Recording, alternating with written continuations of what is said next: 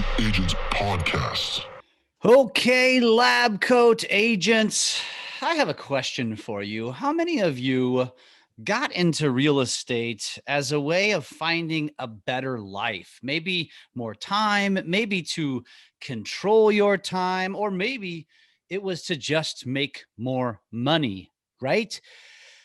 So then you will want to stick around today and listen to our guest who is an expert at investing in land, not just, structures on real estate like most of you are accustomed to. We're talking about land. And I will say, as a 20 plus year veteran of the business, I don't know a lot of investors or real estate agents that focus on land. So I, for one, am very excited to get to know and get to learn from the Mr. Brent Bowers, who comes to us from Colorado Springs, Colorado, an Army veteran, 8 years of service, who now has spent, well, he's going to tell us how many years in the real estate world. Brent, welcome to the show, my man. Thanks, Jeff. Thanks for having me. I'm really excited. Love lab coat agents, and sorry about the ding there. I thought I shut all the apps, but they won't close. That is a sign of a busy person. No worries, my friend. So Brent, tell us, obviously, let's just assume our audience has no idea who you are, never heard of you before. So tell us who you are, where you come from, how you came up in the business, and what led you to where you are today. So yeah, thanks for asking. So 2007, I buy my first house, and shortly thereafter, it turns into a rental property because I had also gotten my real estate license at the same time. It really helped buying that first house, having that real estate license, because everyone knows what was going on in 2007. You could pretty much have a heartbeat and get a loan. I did have a steady paying job, or actually a business. It was a lawn and landscape company. And I was making my shift to real estate because I knew that anybody that was something was in real estate. But I knew that I wanted to be a little bit different than all the real estate guys I knew. I wanted kind of a life freedom, not just tons of money, but also freedom to do whatever I wanted. So borrow $1,000 from great grandmother to buy that first house for the earnest money deposit. And we close, and I get paid like $3,500 back. So I pay grandma back, and then ended up renting that house out within a few months, moved out of it. I thought I was cash flowing. I rented it out, I think, for $900 a month, and my mortgage payment was $750. Do the math. Things break, and they're always more than $150 a month, it seems like. And then 2008 happened, and everyone knows what happened then as well. And I just was on the coast of West Palm Beach trying to sell real estate, just struggling and hurting and crying and dying every day. So I knew I needed something different, and tried to join the Air Force. They wouldn't let me in. So luckily there was a nice Army recruiter next door, and they told me anything I wanted to hear. And before I knew it, I was in basic training and on the way to Afghanistan. So Wow. fast forward few more years, I get back to the States, living in Germany for 3 years, and I always had that fire of passion and like, I got to get back into real estate. So here it is, 2013, and I was away from home so much in the military. I started wholesaling houses, and then I ended up, kind of getting that business off the ground, and it was going. And then I heard this guy on a podcast talking about all these land deals he was doing. I'm like, well, I got all these land mailers. I should be mailing these guys as well. So when I did, that was like, it was like gangbusters. My phone was ringing off the hook. I thought I was definitely on to something. I just had to figure out how to systematize it and get it going. So that led me into this and to a land investing business that gives us a passive income every single day. Allows me to have the time freedom that I was looking for with real estate. And here we are in this call. Awesome. So before we get too deep into the land, did you ever actually act as a real estate agent, or do you just have a license in order to use it to maybe buy and sell? Jeff, I'm a little embarrassed to tell you how I had to act as a real estate agent. About that 2008, I ended up shuffling people around in my car and showing them rental properties. So I must have rented out probably 10 or 15 houses, but I only had maybe one or two listings. I think I sold a duplex, but that was about it. It was a very short stint as a real estate agent. I let that go. And We actually don't have any licensed agents in our company at all anymore. Wow. Cool. Very awesome. So as we get into this, I would like you to think in the mind of a real estate agent as well, because what I think as a realtor, what I would be thinking is this: is do I want to go down this path potentially as an investor myself, or Yeah. do I want to go down this path as a realtor who is Yep. going to educate my investors on how they can make money here? And so, with that train of thought, do you have a preferential side? If somebody, let's say I'm a realtor, I come to you and say, Brent, I want to learn, but which route should I go? What would you suggest? Yeah, and I would say as a realtor, I mean, realtors are amazing. And, I love this show because, I've heard you talk about it on other episodes of, realtors are like psychologists. It's such a long process. Like the realtors, I mean, God bless them because they kind of hold your hand through that entire process. But I would say as a realtor, you're always kind of going to the next project, the next closing, the next deal. Almost look at it as almost like something you could set up as a side business because our land buyers never call. Once the transaction happens, we're constantly getting passive income for the next 5, 6, 7 years. If you could have something like that on the side and also selling 2, 3, 4, 5, $600,000 houses and getting those fat commission checks, why not have both? A monthly payment over here, because I know a realtor that just went to Cabo for a month and she's a good friend of mine. And she's like, man, I got to go out and get some more listings. I just took 30 days off. And I was like, Caitlin, why don't you have passive income going? So I look at it as, have the passive income. So if you want to take a year off, and then pick that back up, keep your client base, because people move every 5 to 7 years. Yeah, yeah, absolutely. So what would you say makes buying and selling or using this passive income concept, which is nothing new to real estate agents, but what makes land potentially better than residential property and rentals? I would say as being an investor of both, I mean, I'm partnered on a 19-unit apartment complex. I own an office building. We have 27 doors, but my biggest part of my portfolio is land with over 250 parcels of land and about 100 notes. I would say the thing that makes land better for me, it's my opinion, is the stress. Buyers are not calling me because their toilet's leaking or their roof's leaking or their their septic system's clogged again, or you name it. Less risk. A lot of we only have debt on 3 parcels of our land out of the 200 and something. So there's less risk. I can buy a $5,000 piece of land and get the same monthly cash flow that I do on a couple of my rental properties, and I'm talking $500, $600, $700 a month in net cash flow. So less risk, less headache, less competition. You don't see a lot of people out there buying and selling land at massive discounts. So we buy the land at a massive discount and we turn around and make it affordable to the masses. What do I mean by that? We kind of have the same model as the, Ford F-150, best-selling truck in America. Why is it the best-selling truck? I'm not saying it's the best truck in America. It's because Ford, when you walk into one of those doors, you're probably going to leave with the truck because they're going to figure out a way to make it to where you can afford that monthly payment. Same thing we do with the land. If a buyer has a down payment, a small down payment, or some type of down payment, we'll figure out the monthly payment because we have no debt on the land. So we could be accommodating to more buyers. So that's my very long answer to your short question. No, I think it doesn't take a rocket science to know that or to figure that out, but it's important to say because I don't think a lot of people think about it. The risk that comes with the annoyance of renters and things that can go wrong on a property, not to mention the lack of competition because nobody is chasing after land for whatever reason. And that's why you're here today, because we want to try to educate more realtors to help them find another avenue, another stream of revenue, another form of passive income, right? So let's go back to day one. I mean, where did you start? I know you mentioned you listened to a podcast, but where did you start? How did you start? And then let's go down that path.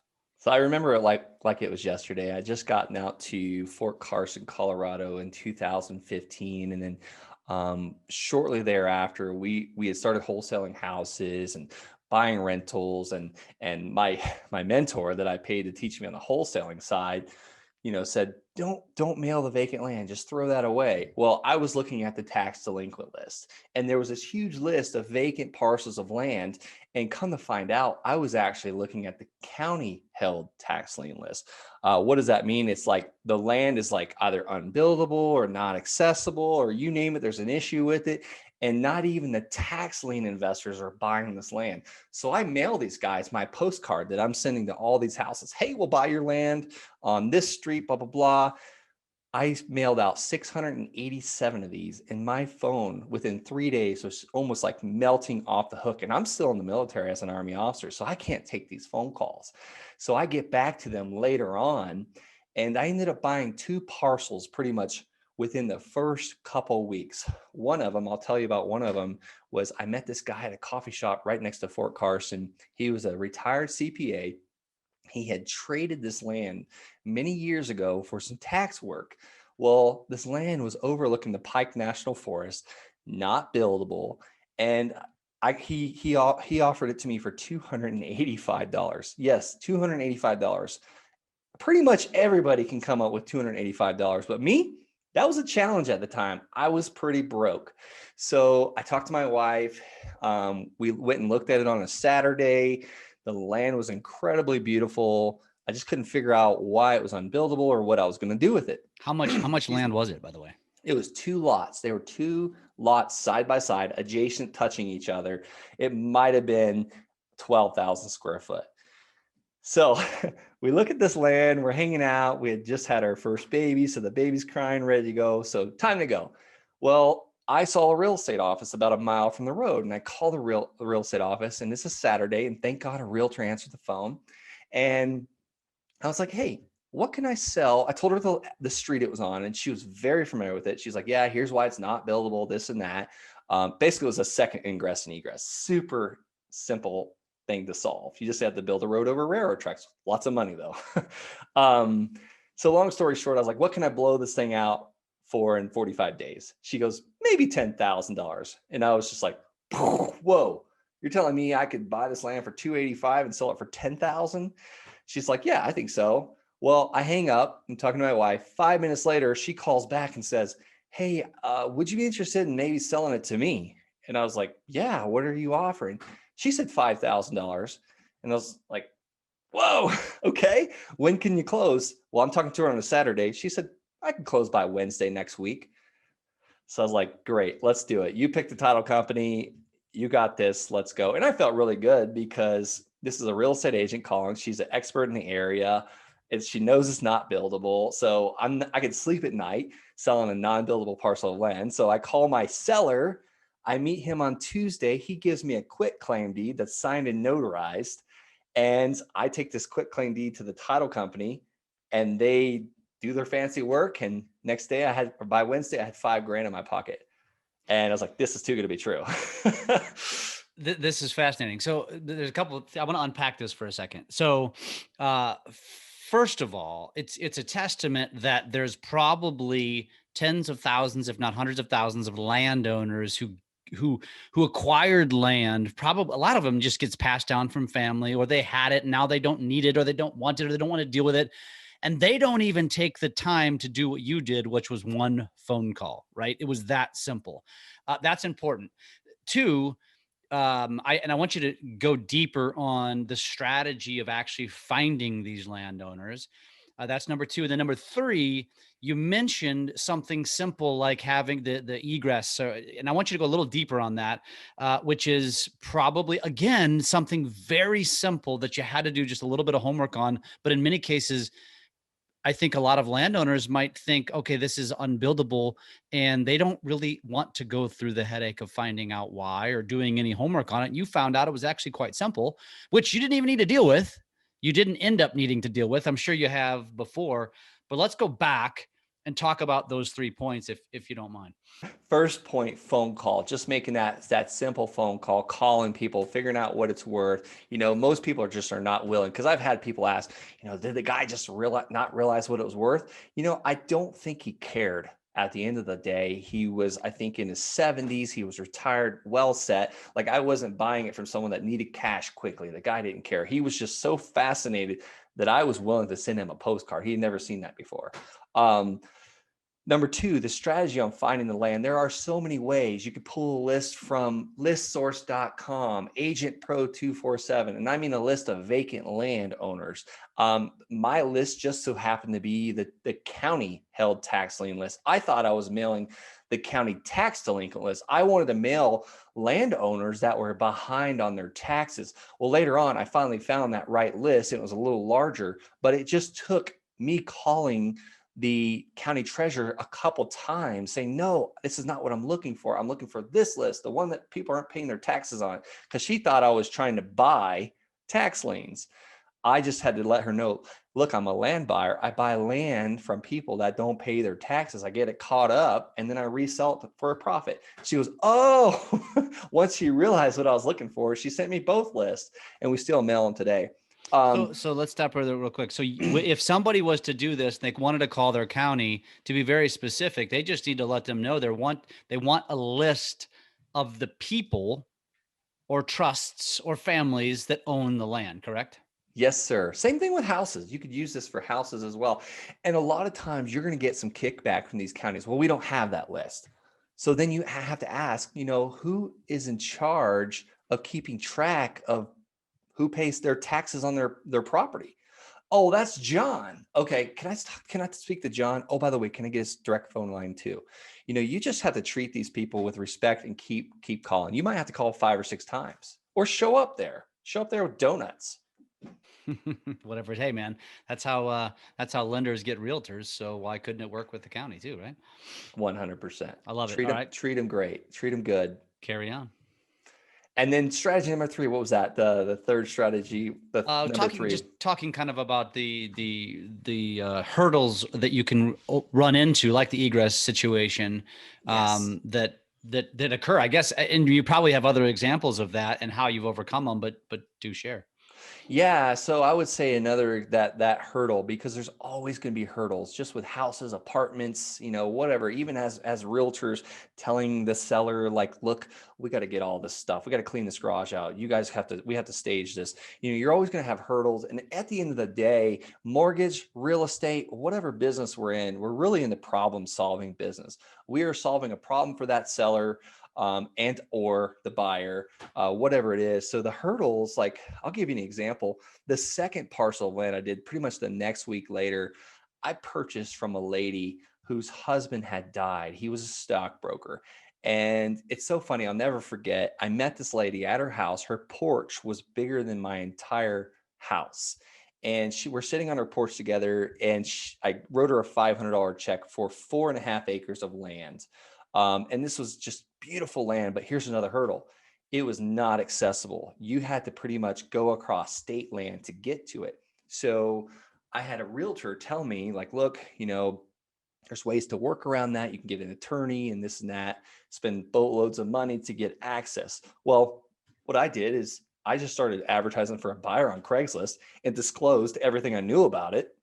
And it was up to my buyer to figure out if he wanted to spend the $500 down and pay the $500 a month for 10 months for this property. So technically I sold it for I think $5,000 actually. So it was 500 down, 9 months of $500 a month. But he went into it knowing that he was going to have to get legal assistance to get access to this property. So that's just another hurdle. Long story short, I sold that land way too cheap. It's probably worth at least maybe $150,000. So that buyer was very happy to have taken on those hurdles. So other hurdles, you'll get broken chains of title. So you want to do title search. You want to get title insurance if you're spending up to a certain amount for the property. Sometimes I don't buy the title insurance if it's a lower dollar property, but we do all of our checks. We make sure that, all the sellers are ready, willing, and able to sign, things like that. So you want to just do your due diligence, talk to a title company, talk to an attorney. I mean, rich people have title companies, attorneys, CPAs, and bookkeepers. So you want to have those people on your team to help with those hurdles. 100%. And I want to rewind real quick. You mentioned, so we talked about the county lists where you can just call the counties or, county or counties. What were the websites that you mentioned, or where are some of the resources that you use? So another one is PropStream. I love PropStream for pulling lists. I love ListSource, listsource.com. Agent Pro 247. That one's really cool because it actually tells you the parcel size of the land, which is incredible. Another name for Agent Pro 247 is Title Pro 247. I think Heritage Title actually owns that company. But there's so many places that you can get lists out there. And the list is always as good as the county. So if you can get it directly from the county, you're just cutting out the middleman is all you're doing. Are you typically buying them from these sources? Yes. And the county is not charging, I imagine, which is sometimes they do. Certain counties, I mean, there's over 3,100 counties in the United States. So everyone's a little different, and it's not as easy as just jumping on the MLS to get, the data that's all in one place. So the counties are sometimes they're, in the middle of nowhere and there's like no data. I mean, you almost have to kind of learn the county, and it takes a little time. I mean, you could pretty much be an expert in like half a day on a county. So why is it that you think that so few just humans are executing or trying to execute on this strategy? Why are so few people going after something that is the way you have described it can be relatively simple? And maybe is the answer, part of the answer might be because the profits are smaller. But with the smaller profits comes smaller risk. I mean, what are some of the reasons why you think few agents or just anybody are going after something like this? I think the number one reason is they're like, most people have no clue how to monetize it. How do I make money from a piece of vacant raw land? What am I going to do? Farm it, raise cattle on it? No, there's no house to rent out. So how we monetize it is we offer it on seller financing at a reasonable interest rate, and we sell it at the retail value because we make it affordable. Pretty much Americans think, okay, how much is the monthly payment? So I think the reason why most people are not jumping into it is they have no clue how to make money with it. They look at it as, if I'm going to buy a piece of land, that's like parking money.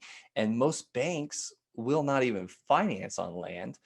So it's almost like a unique it's like a niche within the niche, but I think most people just can't figure out how to make money with the land. It's the reason why. Is it because most people just look at it as like buy, flip, buy, flip, buy, flip? But I'm guessing that when I asked you this question, what is your number one strategy with it? Is it to actually buy and then finance, which then creates double the income? So you're probably selling it for more than you pay for it, also adding on interest?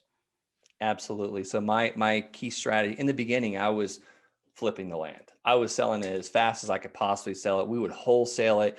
I mean, we did some lots that we made a $60,000 assignment fee, $13,000 assignment fee. I got a friend of mine in Texas that I coached up on how to do this. He just did 2 lots. He made a whopping total of $127,000 net profit on 2 lots. One of them actually didn't have access in Texas. So you could do fast flips, but I'm looking for that monthly payment. I want them. Every single transaction and I'm not selling these parcels of land. I've got a sweet retired lady that sells them for me. She makes like 50 to 100 phone calls a day. She's most of the time in Vegas or Arizona. So she's traveling while she's doing this. But every time Miss Helen does another transaction, I know that we're going to earn another $300, $400, $500, $600 a month to the passive income each month. So it grows constantly. And most of them are 5, 6, 7 years. We're even doing 30-year mortgages on our bigger parcels now. But yeah, and then this small interest. Sometimes we do 0% interest because we have such a markup. If we paid 10 cents on the dollar for a piece of land and we're selling it at retail, we don't really have to charge interest. So people love that. What, 0% interest? And it's a no-brainer for them. Do you find that doing the financing option, though, is actually creating more buyers. So that probably is what holds a lot of people back, is people want to sell these lots, but they want all of the money or no sale at all. And because you're willing to spread it out over, and actually that's the next question, how long do you spread them out over? But because you're willing to do that, do you find that you're actually getting more buyers as a result? 100%, Jeff, because we could put a simple ad on Facebook. Say, for instance, it's terribly hot in Orlando, Florida, the month of June. Well, they see the snowflakes on the mountains of our piece of land that we have in Colorado with Mountain View that's got snow on it, and they see that they can get this parcel of land for $299 a month. We just created a land buyer that didn't even exist. Or, hey, it's snowing like crazy in Cleveland, Ohio right now. We've got some Florida land for sale. The sun's shining, the birds are out there, and they see that they can get it for $399 a month. Hey, hun, you've been talking about moving to Florida. Why don't we just buy this piece of land? It's $300 a month, no credit check, no background. Let's do it.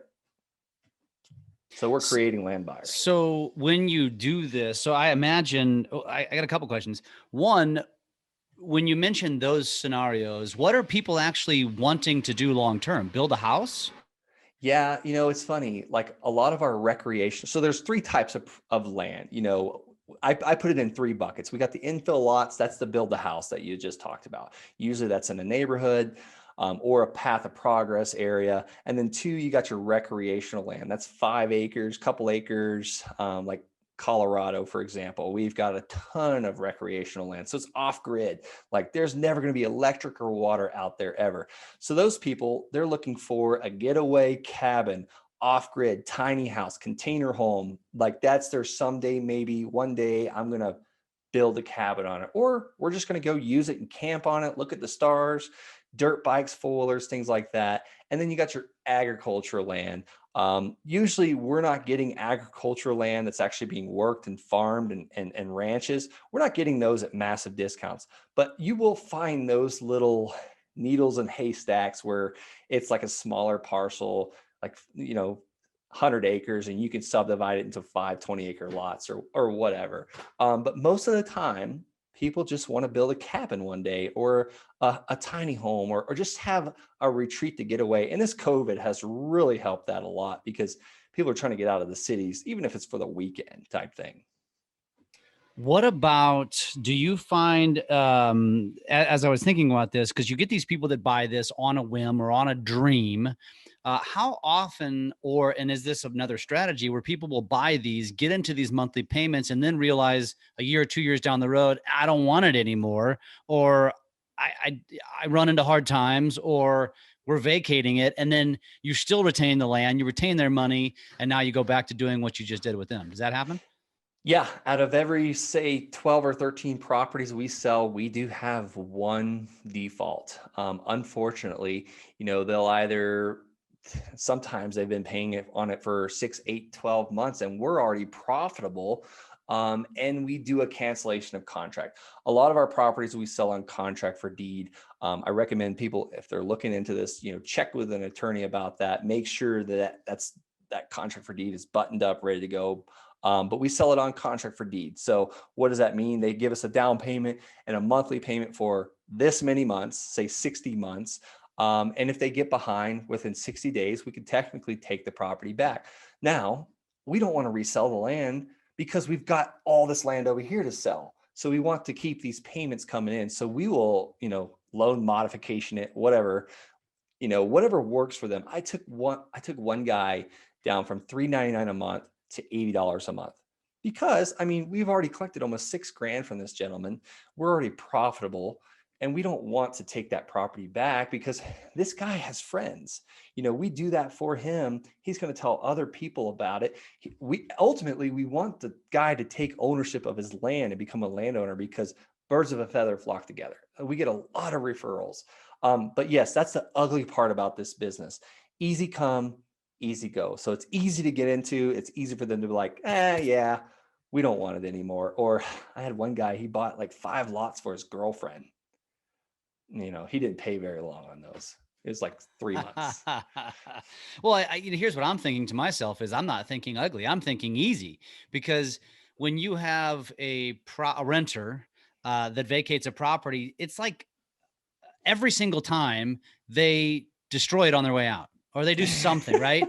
But what can you do to a piece of land? What, dig a hole, kick some rocks? I mean, that's the beauty of it from your perspective, is your risk is so minimal. What can they really do to a vacant piece of land? And that's, I guess, where it No. takes into that risk factor, where I swear there are business models that prey on, like, they want you to default because they still own whatever the asset. And if you default, they just collected all that money. Now they get to go redo it all over again. Yeah. Yeah, it happens all the time. And we'll send an email, like if they ever come back, like, hey, you've paid this much money, we'll credit it towards your next parcel of land. Because honestly, the second we put it back on the website, it's like resold, because we already have the pictures, we already have the drone photos. Like, it's almost like a beautiful package. I would say the worst thing that's ever happened to me on a parcel of land is my land. I used to have another land sales specialist, and she actually helped our land buyers move. Well, we didn't realize they were moving onto the land that we had just sold them. And the Metropolitan District Manager calls me and he's like, you've got this people squatting on this land. It's got like a refrigerator out there and their tent and a camper and all these things. And we called her and it's like, look, you cannot live there. She's like, well, I want my money back then. So we gave her money back after we made sure that everything was cleaned up on the land. I mean, that was the worst situation we ran into. I mean, If that's the worst, that's not so bad. So from an investment standpoint, I mean, that's where the low risk comes in. So let me ask you this: how often are agents or you guys buy? Are you only buying in your counties around where you live and work, or are you buying properties in markets outside of your own? And if you are, how does somebody go about doing that, or what's the strategy there? so recently I have kind of stopped buying in my local area, just because the KPIs, we track key performance indicators. We're always trying to figure out where we can have a better ROI. So I'm in 8 counties. We do not look at the land anymore. I did start in my own backyard. Every once in a while, we have a sweet deal come up that we will buy. But as far as getting started, you could kind of pick an area, and I go off my criteria. I look for path of progress or something like, I'll give you a county that I love that I'm in. I know a lot of other land investors are in. It's a pretty tight knit community of land investors because it's not huge, but it's Costilla County, Colorado. It's the poorest county in Colorado. We make tons of money out there.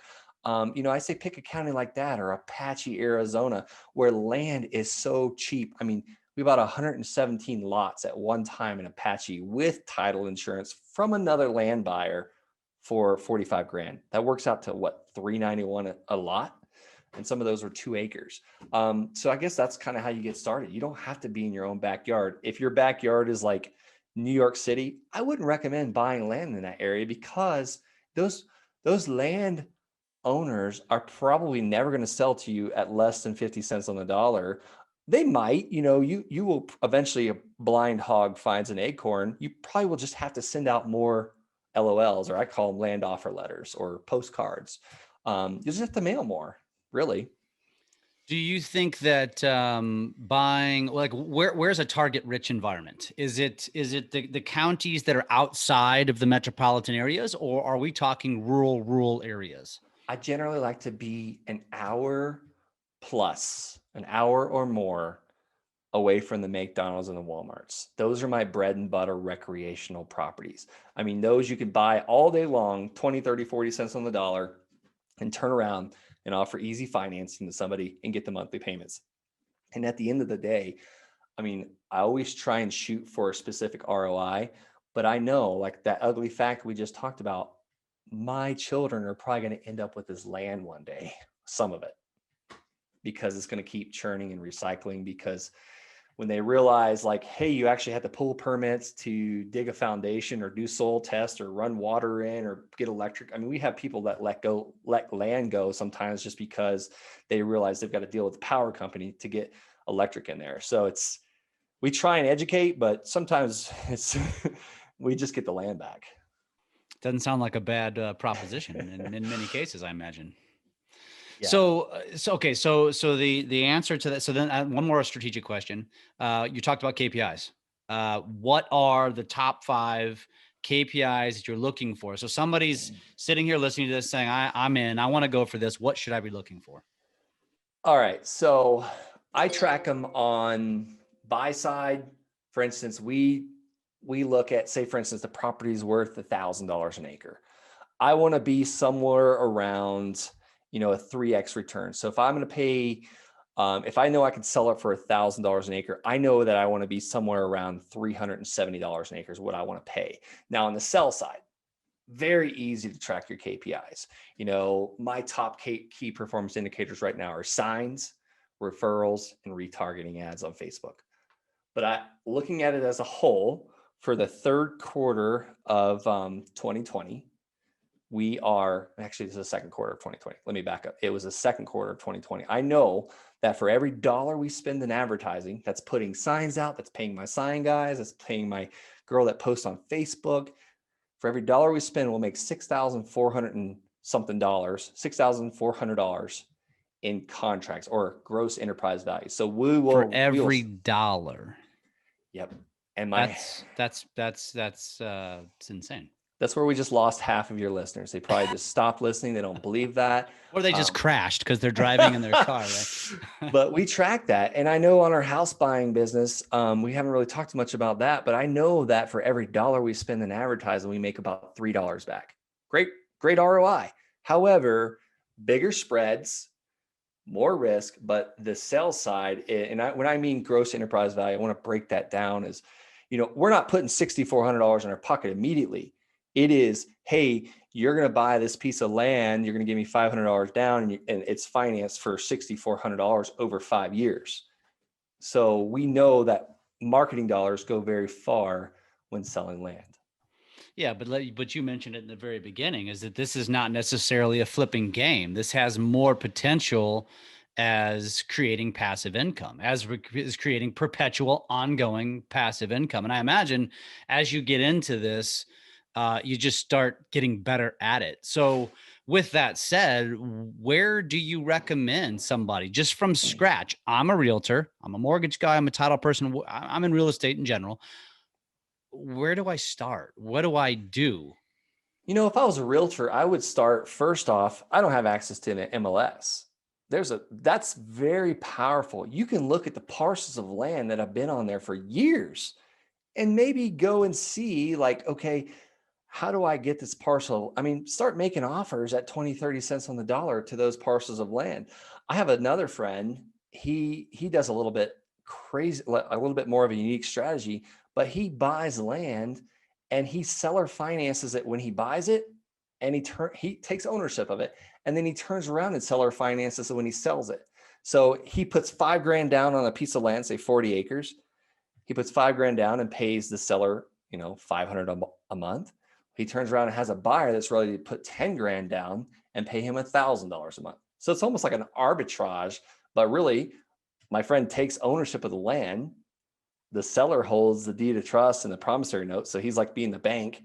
And then my buddy turns around and sells his land on a contract for deed to the buyer. So it's such a massive spread. Like he's literally doing it with almost hardly any money out of his pocket. By the way, he's not using his own money there. His buyer's money. Because his buyer deposits the money into an escrow account. So that's one way to get started. And I know we're talking to a bunch of realtors here, check the MLS. There's pure gold with land on the MLS. Number two is every county collects taxes for their land. So every county has some form or fashion of a tax delinquent list. So it's easy as sending a postcard or a LOL, land offer letter, to these owners of this land that maybe live out of state and they're not paying their taxes on this land. You think they want the land if they're a couple years behind on taxes and they live out of state? More than likely not. Right. And so you mentioned the tax delinquent list. Is that a different list from the county? So the tax delinquent list comes from the county, but there's also something that a lot of people don't even know about is the county held tax lien list. That's where, say, for instance, I buy tax liens on property, I get paid an interest rate. That's where someone like me wouldn't even buy the tax lien because the land's either unbuildable or not accessible or just weird. So a lot of times who gets stuck holding the bag on that is the county. So no one ever forecloses on that landowner. no one ever pays those back taxes, and they can go many, many years. And sometimes the county will even, take 20 cents on the dollar on the back taxes. I have a student, one of my coaching students, he just negotiated with Lee County to take a massive, massive discount on these back taxes. And I think he pulled like a $9,000 assignment fee off of it, or profit. I don't know how he took ownership, but basically the county was like, yeah, sure, we'll take whatever we can get. It was Interesting. awesome. I mean, interesting. I mean, at the end of the day, it sounds to me like this just requires a little bit of due diligence. You just got to be willing to put in a little bit of work to find this stuff. You mentioned coaching client. So obviously you do coaching on this. Tell us a little bit about that. Tell us, and then as we're getting a little long on time, tell us how people can find you as well. So tell us a little bit about this coaching platform and kind of how you have that set up. And if anybody's interested in learning more and this says, listen, I'm willing to pay some bucks to learn how to do this the right way, what do they learn with you? Yeah, thanks for asking, Jeff. So basically, I started coaching in June of this year, and I built the core. I took actually 16 students on. I one-on-one coached them, and then I created a course around that. And they're all filmed modules on Kajabi. You can like do these at midnight, and they're action steps. It's not a lot of fluff. There's no BS. There's no filler. I'm not telling stories. I'm giving you A, B, C, D steps on how to start this from beginning to end and systematize this, systematize this entire business. Like you keep talking about due diligence. I'm not doing the due diligence. I have people, virtual assistants, high school student, retired grandmother helping me with this business. So I have a team. I've set it up that way. And that's the same thing I teach in my course. And then we do weekly support calls every Tuesday. We have a forum that I have a gentleman that runs it. He's been in real estate like 50 years. So it's at the end of the day, we want to have our students earning passive income within like 45 to 50 days of starting the course. Wow. And what kind of, do you recommend somebody wanting to get started in has a, kind of has a pot of money sitting aside? And if so, how much is that? You know what? I would say if you can spend about $1,200 a month to mail. In the beginning, I didn't have a pot of money. I told you about the deal. I had to pre-sell that stuff. I was spending rent money and grocery money, and we just had a new baby. I mean, if you have a discretionary income of $1,200 a month, you can light fires. I mean, you will excel huge. I mean, but my father, he's on his like 33rd land deal. He handwrites all of his letters. I mean, his marketing budget's maybe whatever he's spending in stamps, 20 mailers a month. So he's spending like $10. I'm sorry, 20 mailers a week. He's spending like $10 a week in stamps. So he does it on a very minimal budget, but he does a couple deals a month, and that's all he needs. It's fascinating. So if somebody wants to learn more, if somebody wants to find you, if somebody wants to stalk you, where do they do so? Stock away. So we call our course the Land Sharks. So if you want to, book a call, schedule a call with me or someone on my team, and maybe we can help you out or answer some questions, go to thelandsharks.com. That's TheLandSharks.com. Sharks is plural, thelandsharks.com. Does that come with a cold beer as well? No, not that land shark. That's why we had to take the plural. So no beers. No relation to Jimmy Buffett is what you're saying. No, I wish, man.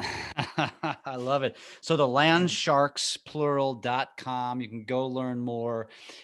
Just real quick, if somebody does that and wants to get into this platform, they're going to learn how to cash flow and turn a profit within 30 to 45 days. Do you mean that you're going to have them already have purchased a home, and either flipped or already renting it to somebody in that amount of time, or you're just going to teach them how to start in 30 to 45 days?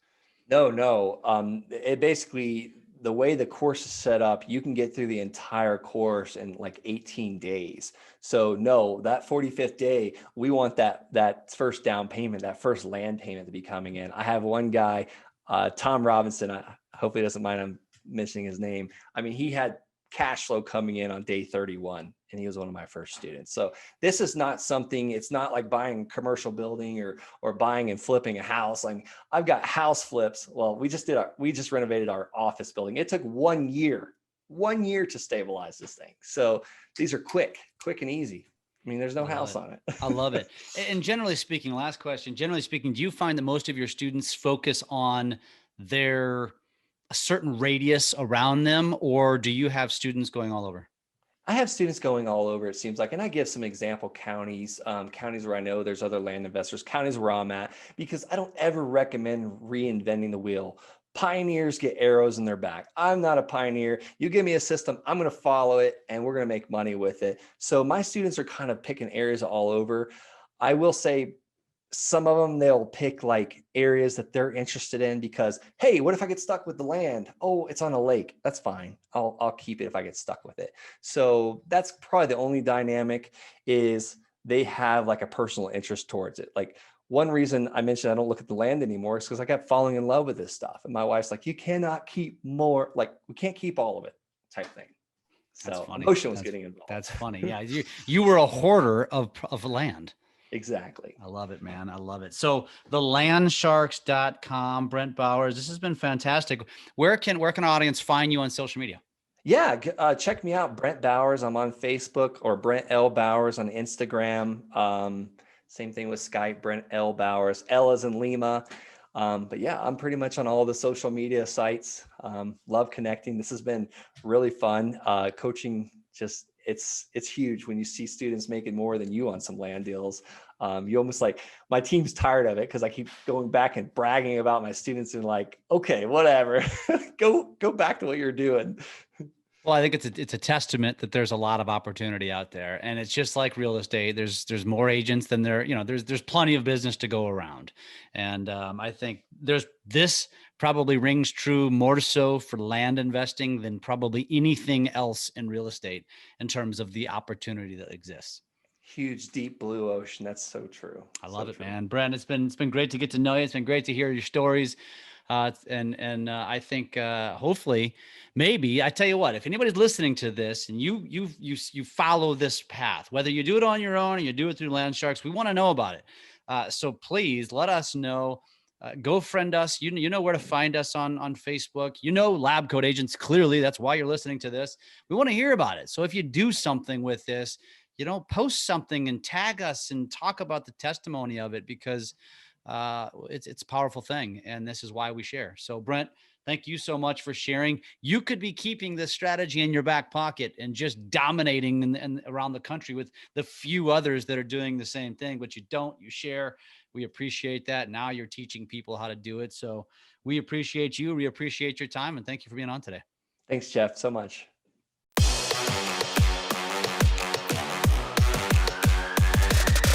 Lab Coat Agents Podcast.